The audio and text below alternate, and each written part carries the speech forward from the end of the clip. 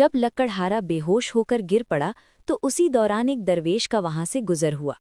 दरवेश ने जब लकड़हारे को जमीन पर पड़े देखा तो उसको परेशानी लाहक हुई।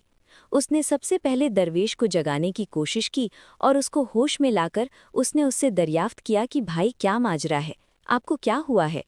तो लकड़हारा जो बहुत परेशान था वो दरवेश को देखकर कुछ हौसले में आया और उसने दरवेश को तमाम कहानी सुनाई कि किस तरह वो लोमड़ी से मुतासिर होकर अल्लाह से रिज़्क हसूल के लिए दुआ कर रहा था और क्या तरीका अपनाया। इसकी बात सुनने पर दरवेश ने उस लकड़हारे को समझाया कि तुमने ये क्यों ख्वाहिश की कि तुम लोमड़ी बनो, बल्कि तुम्हें तो चाहिए था तब कि तुम शेर बनते जो अपना शिकार खुद करता है और वो खुद भी खाता है और दूसरों को भी खिलाता है। यानी कि तुम्हें एक ऐसा इंसान बनना चाहिए जो खुद मेहनत करे और दूसरों को भी रिस्क की फराहमी दे।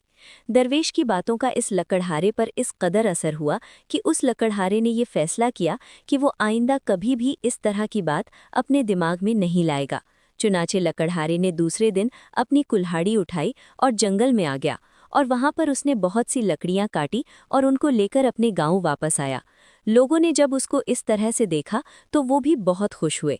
उसने अपनी लकड़ियां बेची और उनको बेचकर जो पैसे हासिल हुए उनसे उसने चीज़ें खरीदी और अपने बच्चों के लिए घर ले गया। बच्चे भी उसको देखकर बहुत खुश हुए और इस तरह उसने अपनी मेहनत को जारी रखा। इसकी वजह से उसके घर के हालात बदलने लगे। कहानी हमें ये सिखाती है कि रिस्क के लिए मेहनत लाजिम है। अल्लाह मेहनत करने वालों के साथ है। शेर की तरह जिंदगी गुजारो ताकि ना सिर्फ अपनी बल्कि दूसरों की भलाई भी हो।